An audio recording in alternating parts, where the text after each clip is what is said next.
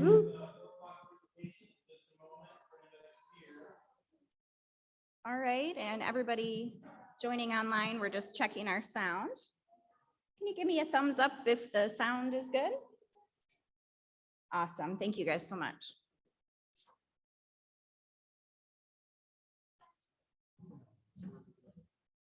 Good? Oh, thank you. All right, well, we're going to go ahead and get started here. The first presentation that we wanted to have a chance to go over while we're together is part of our plan for next year and how I'm going to be spending a little bit of my time. We have an opportunity, just forward if we can. Get click.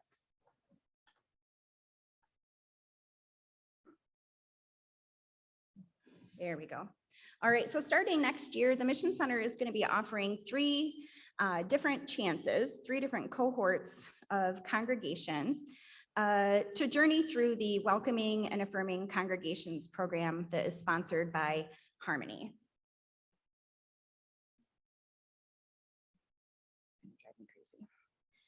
If you're not familiar with Harmony, Harmony is the organization that was previously known as Gala and was around for many years. A few years ago, merged with another organization called WCN, or the Welcoming Communities Network, a group that works with congregations to become more welcoming to the LGBTQ community. So Harmony, or excuse me, Gala and WCN merged a few years back and went through a really exciting rebrand and are now known as Harmony. Awesome. So I currently serve as the Harmony chaplain, and I also serve as the Mission Center Invitation Support Minister. So this is kind of a perfect opportunity for us to do some work together. So if a congregation is interested in this program, what it would look like is an online opportunity. So it would be through Zoom. Groups of congregations would work through 9 different modules. We would do 9 weeks back to back, covering a variety of topics on LGBTQ inclusion. We'll talk about theology, we'll talk about scriptural interpretation, and some of the other things that we need to be on a more inclusive, more welcoming journey. So you'll learn some important skills like conflict resolution, having hard conversations, and having one-to-one meetings with people so that we can have talks about some of the really deep things, the really hard things, and learn some skills that are good to apply in other areas of inclusion and diversity work. So that would be facilitated by me. As I said, we would do that on Zoom.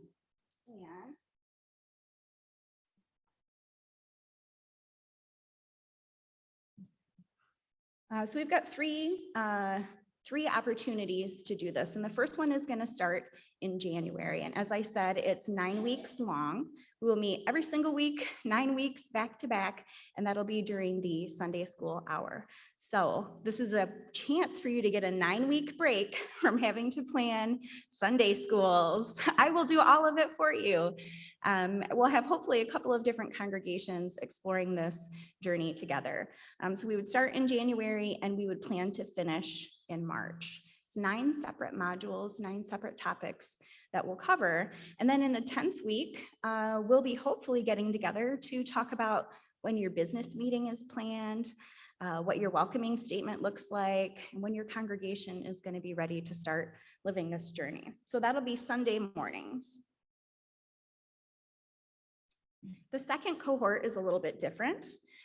This opportunity will start in late April and we will finish by June. So you'll notice I tried to pick cohort dates that avoided some of the high holidays and also our summer breaks. So this one will start in April and finish in late June. And this one would actually meet on Wednesday nights. So if you have a Wednesday Bible study and you want 9 weeks off from planning, I will do all the work for you for the 9 weeks and we'll learn a lot of things together. But if Sunday mornings work better for you, we're going to do the final one for 2023 starting in September, and we will finish before Advent begins. So we'll finish about halfway through November. those are kind of the times that I have in mind, but I don't have everything set in stone. So if this is something that's interesting to you, but you feel like, "Oh, I'm not sure about the dates, I'm not sure about the times," still send me an email and let's talk about what we might be able to work out. It's not all completely finalized, and I want to make sure it's something that would really work for congregations.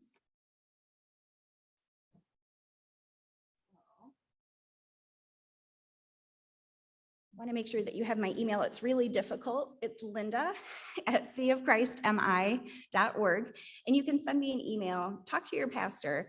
If you're in a congregation, but you're not the pastor, still bring it up. Maybe this is a conversation or a topic that other people are considering too.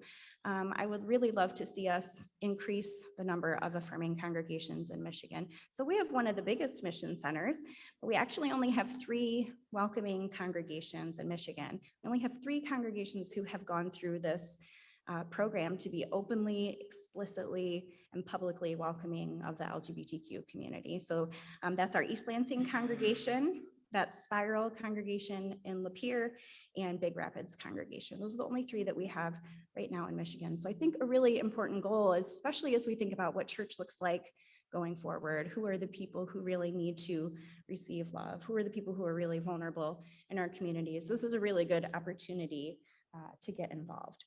So I want to have just a couple minutes maybe to take some questions, because I'm sure I missed some important details.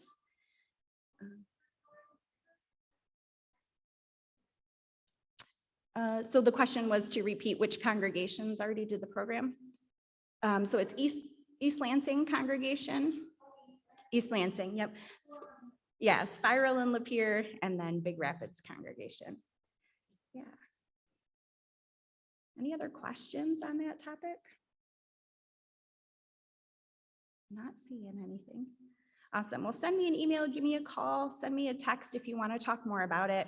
I'd be happy to meet with priesthood. I'd be happy to meet with the pastor team if you want to have conversations or ask questions in a way that feels a little bit more private. You know, sometimes people feel kind of vulnerable talking about some of these topics. I've started meeting already with some congregations and pastor teams, and I would love to meet with you guys as well. So thank you.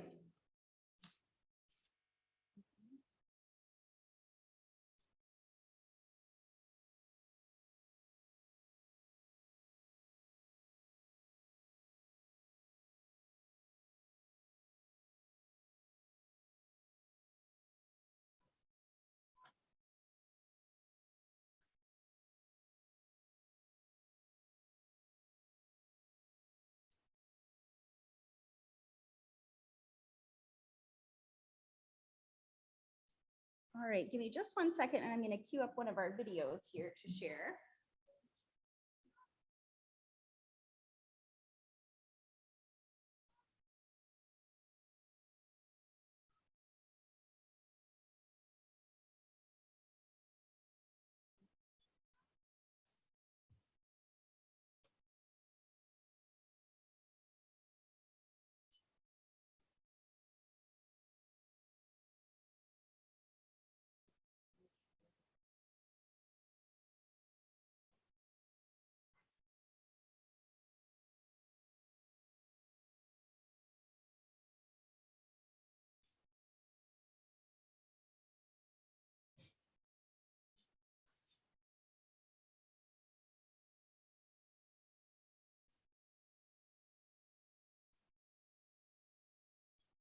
Erica, while I get some of this sorted, do you want to chat about the Wednesday night group? Do you mind? Will you talk about the Wednesday group while we figure out, we're having a little bit of logistics problem on our end. So I'm going to switch gears and have Erica share with us really quickly. Hi, I just want to tell you the story of our Wednesday night small group. I don't have any slides, just a story. When COVID hit, and of course we were all stuck at home, we put our heads together and said, what in the world can we do to continue maintaining ministry in Michigan? And one of the things that we quickly put together was a midweek connection, a opportunity just to meet and have kind of a small group, worship together. Anybody's invited from Michigan and beyond on Wednesday nights. And people came and went to that, searching for how they would where they were going to land spiritually during COVID. And that ministry continues to today. The group has grown and changed and morphed over time. And now that we have about 10 or a dozen people who gather every Wednesday night on Zoom, and we have a conversation about life and about scripture. Typically, what we do is look at the scripture and for the lectionary text for the coming Sunday, and look at the scripture, ask questions about it, talk about a little bit of the background of that scripture, and then just talk about how it connects to our life. And we share a lot about life, the things we've experienced, where we feel God is calling us right now, the hard stuff that we're going through. We've walked through a lot of hard times together. And what I think is really remarkable about this group is that these are folks who have never really worshiped together before, live in various parts of Michigan, and some people have joined from beyond Michigan, until last weekend. We finally said, COVID is over. Why don't we try meeting face to face? And we did. We met at my house. A handful of us got together and were able to hug each other for the very first time. People who started as complete strangers online and now are close friends.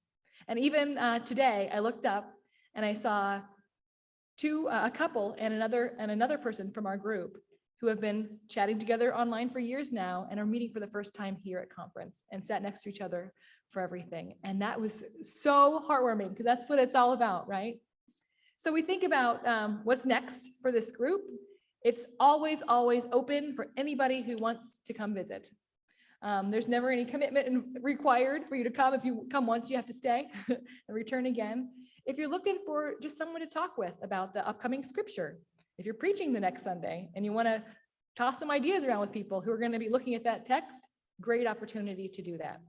If you're looking for someone just to kind of journey with you spiritually, ask hard questions with, share about your wisdom and your doubts that you have, this is a great place to do that, especially with safe people who will not judge you, who may not even know you or have to minister with you very often or see you from Sunday to Sunday. It's a kind of a safe place to explore together.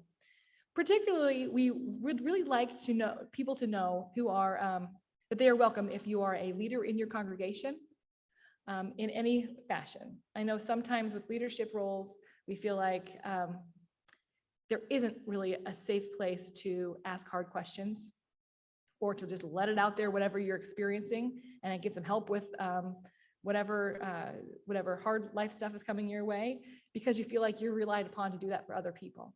But this can be a good place for you to drop in and find some of that support you need with very little stress involved. We don't spend a lot of time planning it in advance or making sure we do a lot of homework in advance. We take turns leading it and keep it as simple and stress-free as possible. So that's what you'll find if you would like to join us ever on a Wednesday night small group. There's a Zoom link, and you can find that at the Mission Center website. And you're always welcome to pop in and experience that together with us.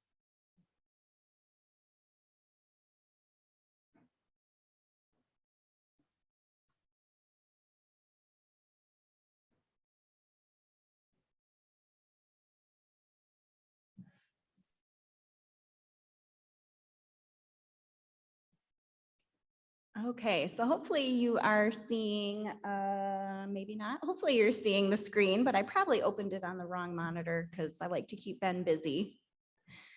He'll move it to the right spot. Sorry, Ben, it wasn't on that computer. Oh, So they'll only be able to see it online. Sorry, Ben. nothing I can do.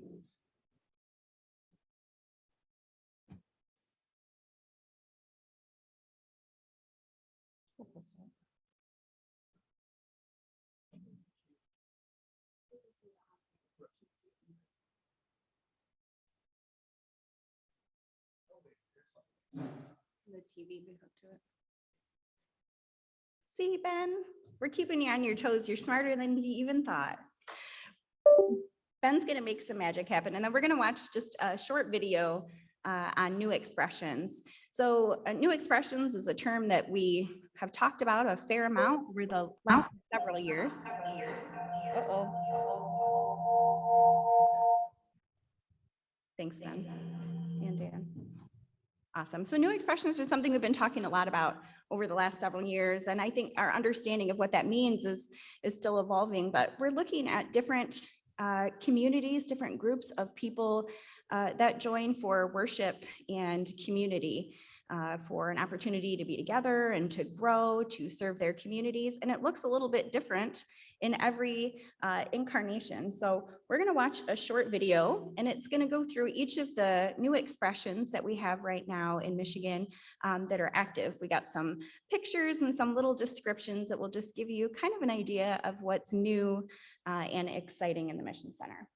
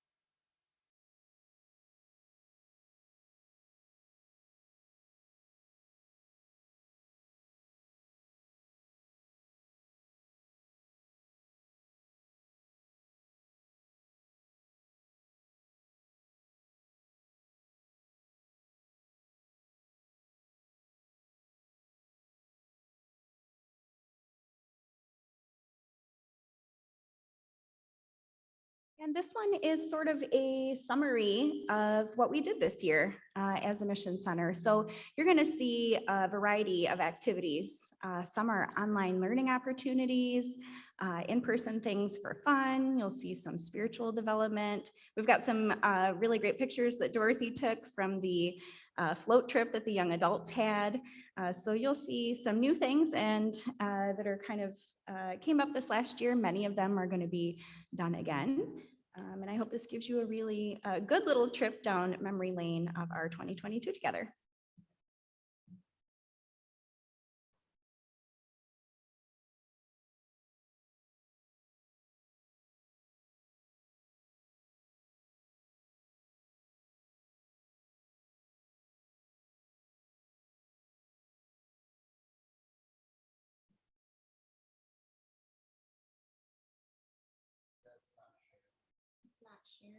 It's not sharing sound, or it's not sharing at all. It's not sharing at all. It looks like it went somewhere.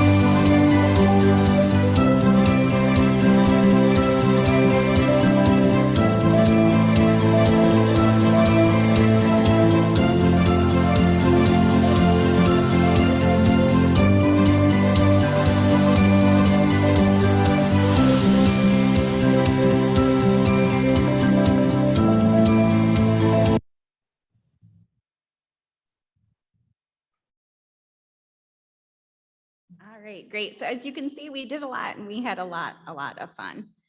And we'll make sure that those get shared online and they'll be on our YouTube channel as well. Winnie, did you want to come and share about the Michigan Youth Camps video? Maybe you can share while I continue to fight with technology.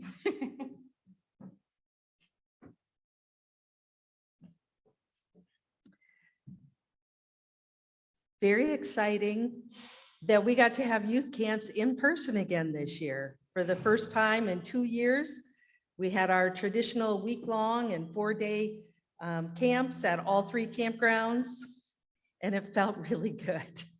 It felt good, it felt normal again. And we had to jump through a few more hoops to get there and for the kids to get there. And camps were a little smaller. It was really hard to recruit staff.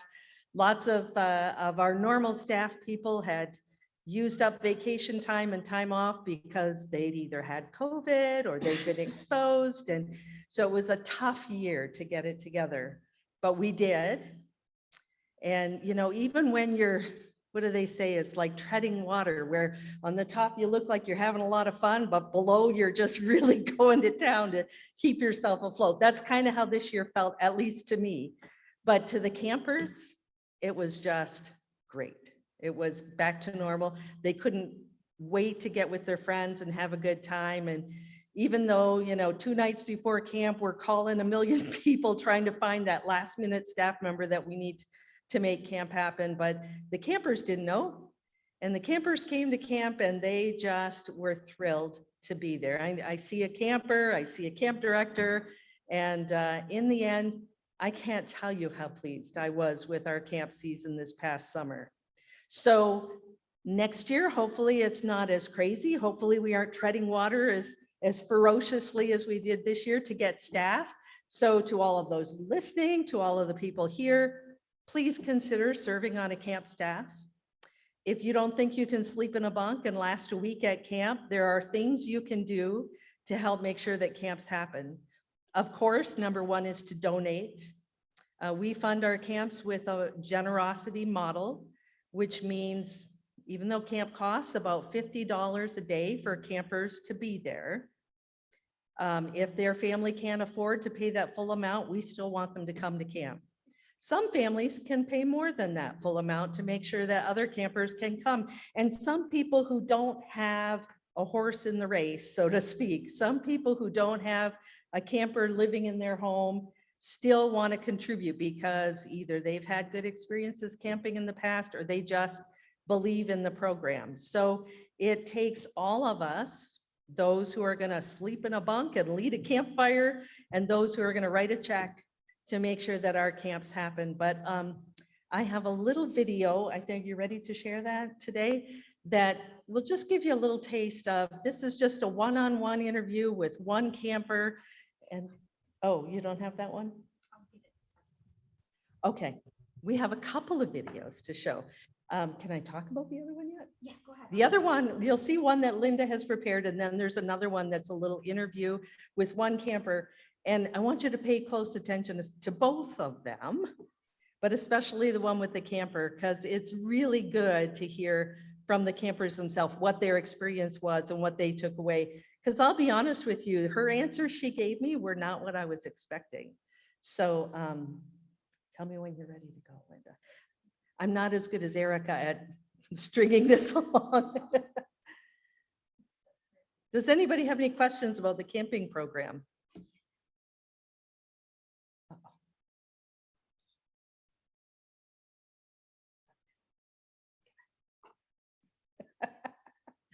All right, Linda's getting that together. Here we go. I'm going to duck away.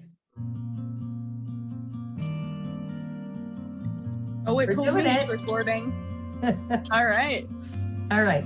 So I'm going to ask you to introduce yourself and maybe tell me how long you've been going to camp. I am Ella Mead. I have been going to camp since, I was about 5 when I started going as with Grandpa and Grandma when they were counseling and being nurses and all that. what did you think about camp this year coming, leading up to it? Were you excited to come? Were you nervous to come? Were you doubtful? Leading up to it, I was kind of nervous just because I hadn't been in a few years. So you'd never been to senior high camp before, really? I had not. So you were a little nervous this year.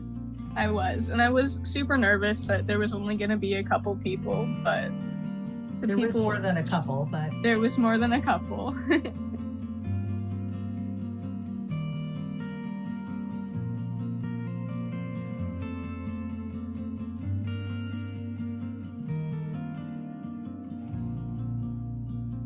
so then you got to camp and there was how many campers? 15? I think so. And so what did you think? Tell me about your experience. I thought the amount of campers we had was just about perfect.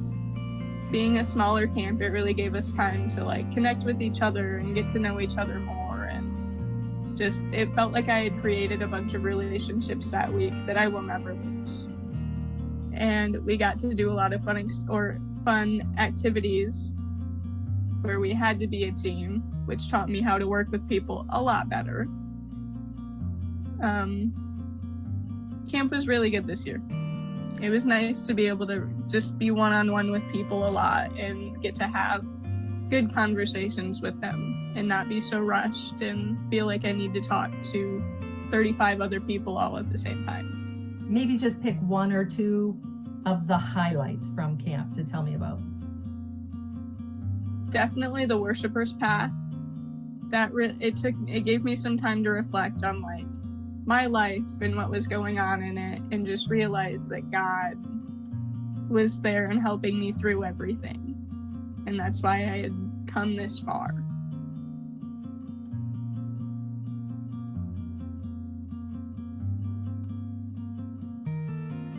And campfire, always campfire. It gives us time to be silly and serious all at the same time, and that was my chance at camp to just get everything off my chest.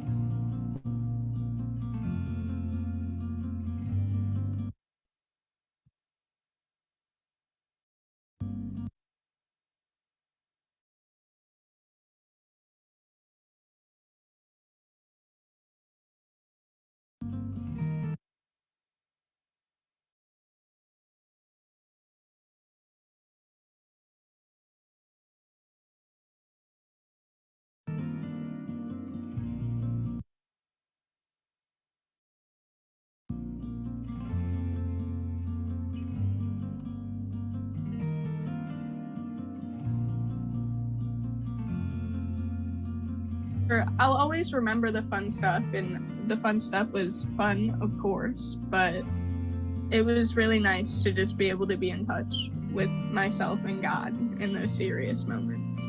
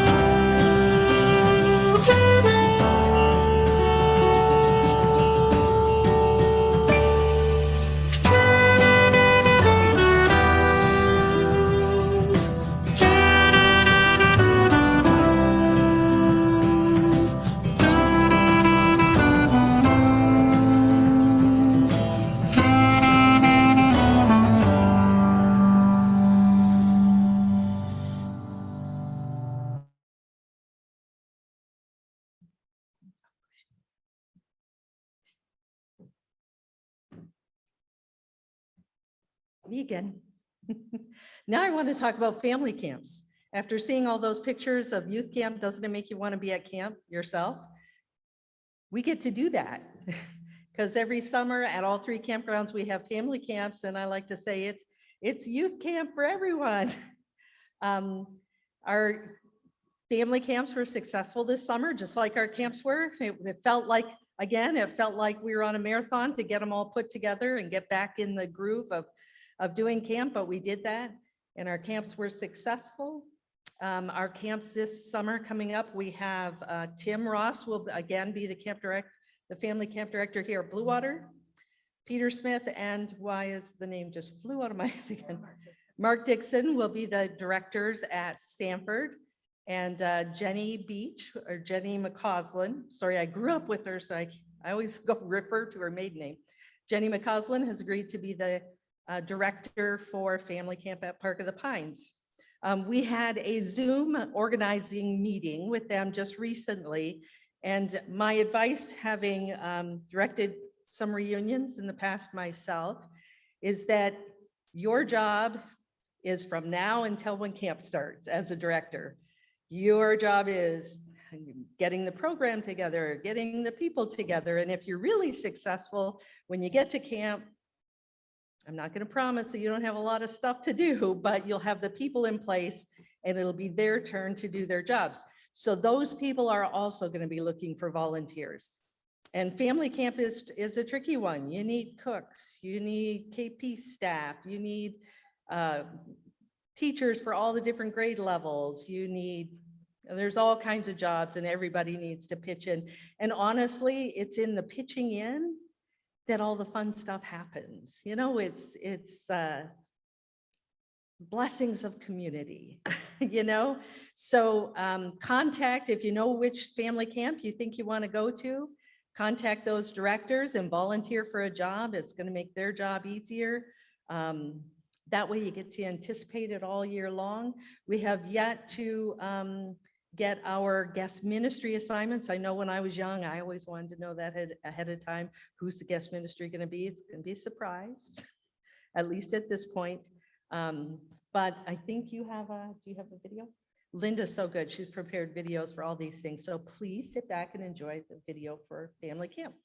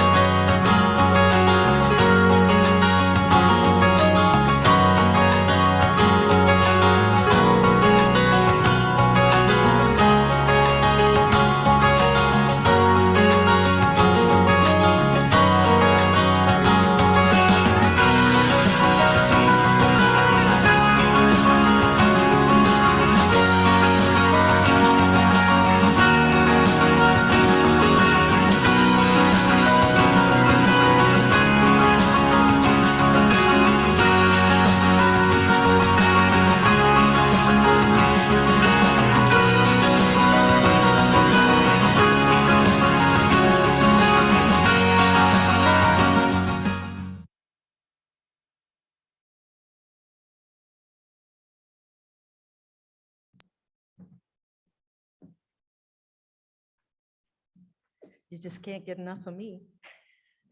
I want to tell you about something I was super excited about this past summer. And that was something new we did. It happened, it took place at Park of the Pines, and it was an art camp, a visual arts camp for high school age kids. I love art. When I'm really stressed out, all I want to do is grab my sketchbook and start drawing or painting or creating something. So this was kind of a dream of mine. In my head, I thought it would be a wonderful thing. But sometimes, sometimes those kinds of thoughts are selfish. Just because I think it would be great doesn't mean that other people would. But guess what? It was great. It was so great. We partnered with the Boyne City Arts Center. Right there in Boyne City, we had artists, real professional artists that came out to the camp. We had campers. It was a small group. We had 10 campers. Half of them were Community of Christ kids and half of them were local community kids, which was really cool. 2 of the kids were new to Boyne City, just moved like within 2 days to Boyne City because their father is a pastor of a different denomination. And somebody on the Arts Center Council had steered them in our direction because they thought it'd be a nice way for the kids to meet some other kids and get involved in the community a little bit. And it was so wonderful to see kids from Lower Michigan, kids from the area, kids from all over Michigan that came together. They all loved art. So the first half of the day, we played with paint and we learned color theory and did value studies and created things. And then after dinner, we had swim time and we had recreation and we had makeshift campfires and it was such a good time. And I thought it was such a success. Now I had to be a counselor for this one and sleep in a room. So I was exhausted. Now this is a little bit shorter camp than our week-long camps, but it gave me a whole new appreciation for our camp staff that do this for 7 days. It was wonderful though. It was I can't say enough about it. And I keep hearing little things back after the fact that one of the kids that was new to Boyne City now always shares lunch at school with one of the Community of Christ kids that was at that camp. She's half-time homeschooled and half-time at the public school. So when she's on the campus of school, she feels a little nervous. She doesn't know everybody that well. And when she saw kids she'd met at art camp, she was so thrilled. Ruthie Eaton, whose 2 of her kids went to the art camp, she said her son, who she didn't think had much interest in art, but was super excited to go to art camp. She picked him up from school the other day and he said, "Mom, I am so glad I went to art camp." And she thought, oh, he must have had some kind of an art project today that he aced. And she said, "Oh, why is that?" And he said, "Well, today in whichever class we played chess." And Ruthie said, "What's that got to do with art camp?" Well, it turns out the boys every night when it was, quiet time and go to your room, all of the boys would play chess in the room before they went to bed. Who knew? My son and my husband actually were counselors in that room. So my son is an avid chess player. And it was fun. That was really gratifying for me to have my adult 30-something-year-old son back at Park of the Pines as a staff member. And it just was great. It was really great. I can't say enough about it. I could go on and on, but we're going to do it again this next summer. We're going to open up the age group just a little bit. I think I was working with the Boyne Arts Center and I think we're going to go 7th grade through high school. So we get just a few more kids, but Talitha, you have a question.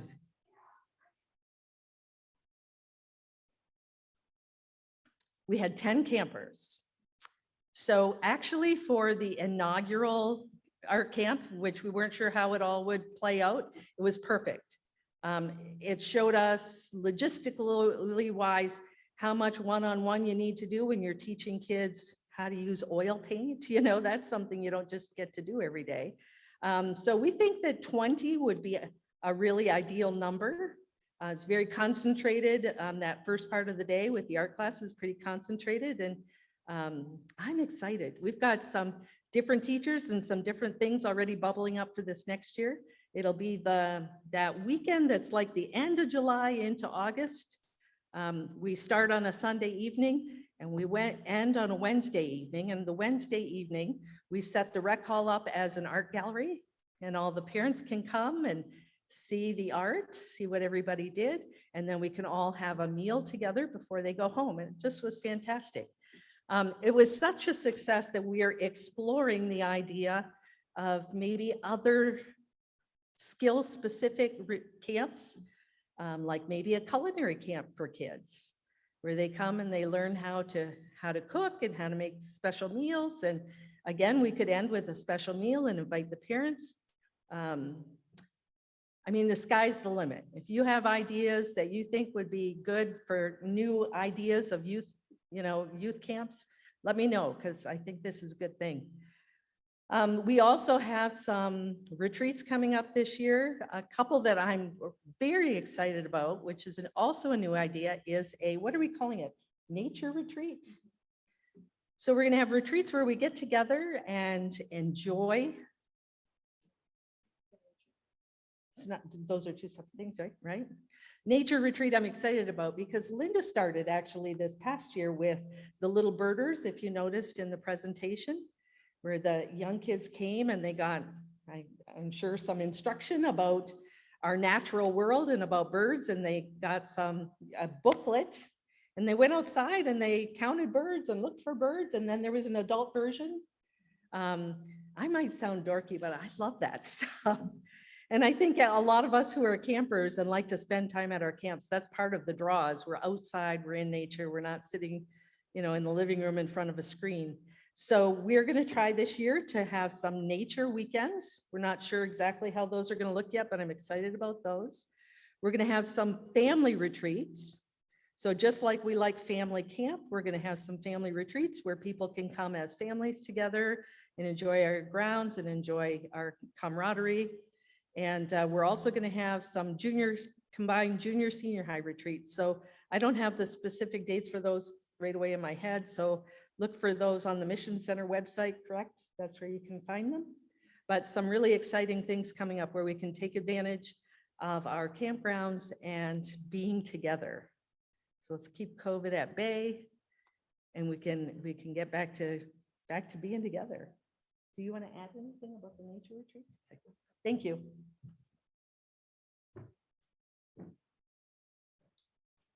Well, thank you everyone for coming to this session and listening. We hope that you'll share these videos and stories with your congregations and other people. As you can see, the last year has just been filled with new ideas and events, and we're continuing to explore those. So like Winnie said, if you have ideas for ministries, new expressions, please reach out. We've got some great staff here.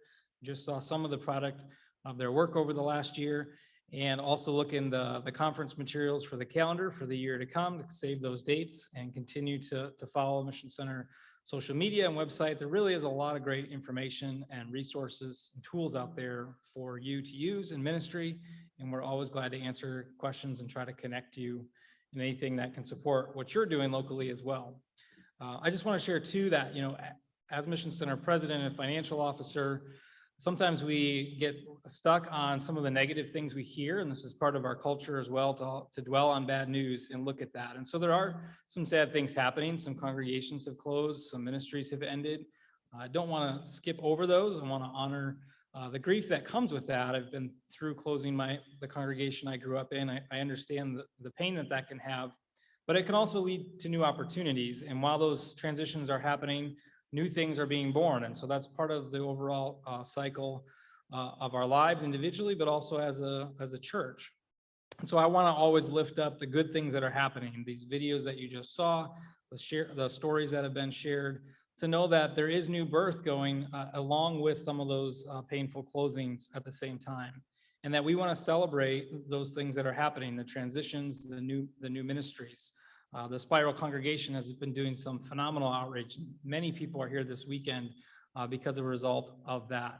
Here at Blue Water Campground, we hosted the first Blue Water Disc Golf Tournament. If you haven't been here, take some time to get over here at some point. It's a professional level course, one of the best in the area. Lots of people very impressed, and we're looking forward to growing that into a ministry that might have some indoor putting opportunities, have more tournaments.